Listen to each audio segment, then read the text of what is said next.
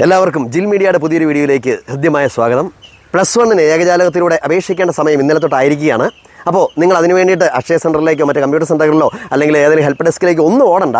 നിങ്ങളുടെ ഒരു smart phone ഉണ്ടെങ്കിൽ നിങ്ങൾ എവിടെ ഇരുന്നോ അവിടെ ഇരുന്നു കൊണ്ട് തന്നെ നിങ്ങൾക്ക് ഈ അപേക്ഷ സമർപ്പിക്കാനായിട്ട് സാധിക്കും. അപ്പോൾ അതെങ്ങനെയാണെന്നുള്ളതിൻ്റെ A to Z വീഡിയോ ഒരു തെറ്റും കൂടാതെ നിങ്ങൾക്ക് ചെയ്യാൻ സാധിക്കും. നിങ്ങൾ കൃത്യമായി ഈ വീഡിയോ കാണുക. അപ്പോൾ നമുക്ക് വീഡിയോയിലേക്ക് പോകാം.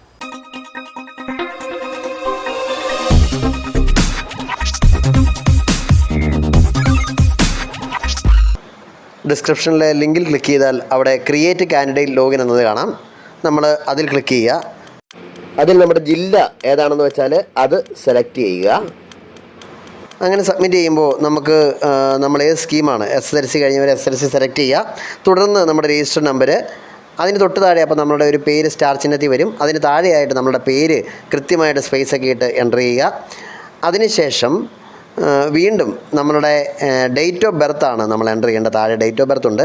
ആ ഡേറ്റ് ഓഫ് ബർത്ത് കൃത്യമായിട്ട് തീയതി, മാസം, വർഷം എന്ന രീതിയിൽ സെലക്ട് ചെയ്യുക.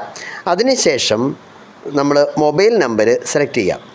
അപ്പം നമ്മളിപ്പോൾ 5-ാം തീയതി ആണെങ്കിൽ 05 എന്ന രീതി വേണം നമ്മുടെ ഡേറ്റ് ഓഫ് ബർത്ത് എൻ്റർ ചെയ്യാൻ. മൊബൈൽ നമ്പർ നമ്മുടെ കൺട്രി കോഡൊന്നും വേണ്ട, സാധാ നമ്മുടെ 10 അക്ക നമ്പർ നമ്മൾ എൻ്റർ ചെയ്യുക. അങ്ങനെ എൻ്റർ ചെയ്ത് കഴിഞ്ഞ് കഴിഞ്ഞാൽ അത് സ്റ്റാർ പോലെയാണ് നമുക്ക് വരിക. അതിന് താഴെ കൺഫേം മൊബൈൽ നമ്പറുണ്ട്. ഒരിക്കൽ കൂടി നമ്മൾ ആ മൊബൈൽ നമ്പർ എൻ്റർ ചെയ്യുക. ഇത് ഒന്നുകിൽ കുട്ടിയുടെ അല്ലെങ്കിൽ കുട്ടിയുടെ രക്ഷാകർത്താവിൻ്റെ നമ്പർ തന്നെ നമ്മൾ ഇതിനകത്ത് ചെയ്യാവുള്ളൂ. കാരണം പ്രവേശനവുമായി ബന്ധപ്പെട്ട പല മെസ്സേജുകളും പിന്നീട് ഇതിനകത്താണ് വരുന്നത്. അതുകൊണ്ട് കൃത്യമായിട്ട് ഉപയോഗിക്കുന്ന ഇത് തന്നെ എടുക്കുക. നമ്മൾ അത് ആരാണ് ക്രിയേറ്റ് ചെയ്യുന്നത് സെൽഫ് ഇടുക.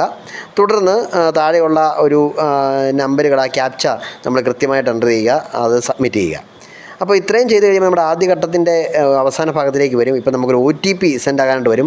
ആ സെൻഡ് OTP എന്നുള്ളത് നമ്മൾ ക്ലിക്ക് ചെയ്യുക. ഇപ്പോൾ നമ്മുടെ മൊബൈലിലേക്ക് ഒരു മെസ്സേജ് വരും. ഈ മെസ്സേജ് ഇപ്രകാരമായിരിക്കും. അതിൽ 8998 എന്നുള്ളതാണ് OTP. അത് നമ്മൾ കൃത്യമായിട്ട്, അപ്പോൾ ഓരോരുത്തർക്കും വരുന്ന നമ്പർ വ്യത്യാസമാകും. അത് എൻ്റർ ചെയ്തിട്ട് നമ്മൾ സബ്മിറ്റ് OTP എന്നതിൽ ക്ലിക്ക് ചെയ്യുക. അങ്ങനെ ക്ലിക്ക് ചെയ്യുമ്പോൾ നമുക്ക് നമ്മുടെ പാസ്വേഡ് എൻ്റർ ചെയ്യാനുള്ള സംഭവം വരും. ഇവിടെ 8 അക്ക ഇതാണ് നമുക്ക് വേണ്ടത്. 8 ക്യാരക്ടർ ഉണ്ടാവണം. അതിലൊന്ന് വലിയ അക്ഷരം, ചെറിയ അക്ഷരം ഉണ്ടായിരിക്കണം. എന്തെങ്കിലും ഒരു അതിശയ ചിഹ്നങ്ങൾ അല്ലെങ്കിൽ സ്പെഷ്യൽ ക്യാരക്ടർ @ തുടങ്ങിയ എന്തെങ്കിലും, അതുപോലെ നമ്പറുകൾ. അപ്പോൾ അങ്ങനെയുള്ള എന്തെങ്കിലും, ഇപ്പം ജിൽ മീഡിയ G ക്യാപിറ്റൽ വെച്ച് ജിൽ മീഡിയ @2000 എന്നൊക്കെ ഇടാം. അപ്പോൾ അങ്ങനെ നമ്മൾ അതിട്ട് അത് സബ്മിറ്റ് ചെയ്യുമ്പോൾ നമുക്കിവിടെ നമ്മളുടെ ഇത് റെഡിയാവും. ഇവിടെ നമ്മളുടെ അഡ്മിഷൻ ആപ്ലിക്കേഷൻ നമ്പർ ഉണ്ടാവും. അത് നമ്മൾ കൃത്യമായി എഴുതി സൂക്ഷിക്കുക. ആ ആപ്ലിക്കേഷൻ നമ്പർ നമ്മൾ ക്രിയേറ്റ് ചെയ്ത പാസ്വേഡും കൂടി നമ്മൾ സെലക്ട് ചെയ്ത് ലോഗിനിലേക്ക് കയറി നമ്മളുടെ ആ ആപ്ലിക്കേഷൻ നമ്പർ നമ്മൾ എൻ്റർ ചെയ്യുക. ആ ആപ്ലിക്കേഷൻ നമ്പർ എൻ്റർ ചെയ്തതിന് ശേഷം നമ്മുടെ പാസ്വേഡും കൃത്യമായി നമ്മൾ എൻ്റർ ചെയ്യുക. എൻ്റർ ചെയ്ത് നമ്മുടെ ആദ്യം സെലക്ട് ചെയ്ത ഡിസ്ട്രിക്ട് ഏതാണോ ആ ഡിസ്ട്രിക്ട് സെലക്ട് ചെയ്ത് നമ്മൾ ലോഗിൻ ചെയ്യുക.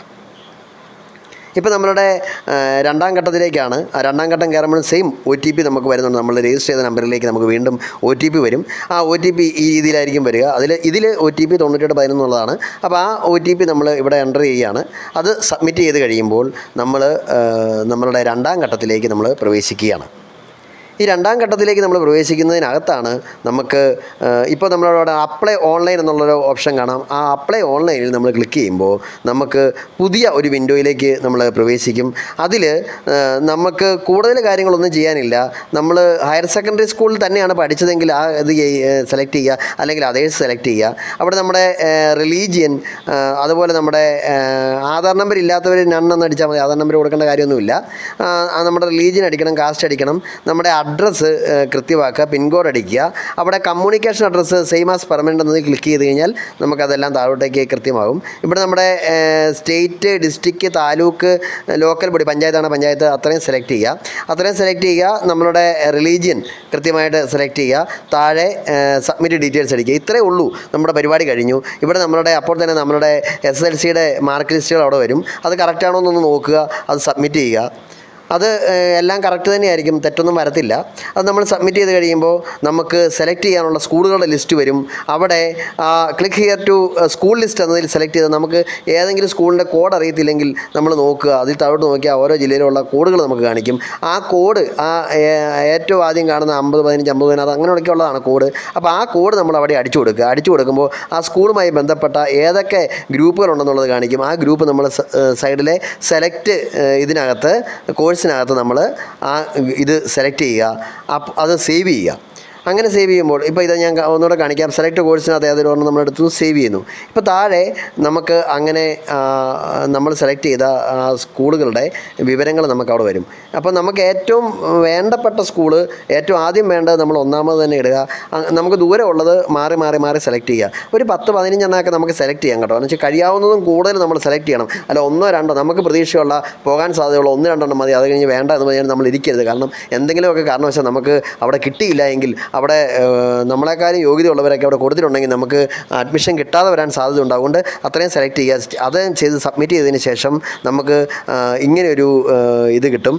ആ വിൻഡോയിൽ നമ്മൾ ഫയലിൽ ക്ലിക്ക് ചെയ്ത് കഴിഞ്ഞാൽ നമുക്ക് പ്രിൻ്റ് ചെയ്യാനുള്ള രീതിയിൽ നമ്മളുടെ സംഭവം റെഡിയാവും. ഇത്രയാണ് ഈ ഓൺലൈനായിട്ട് അപേക്ഷിക്കാനുള്ളത്. അതുകൊണ്ട് എത്രയും പെട്ടെന്ന് നമ്മൾ അപേക്ഷിക്കുക.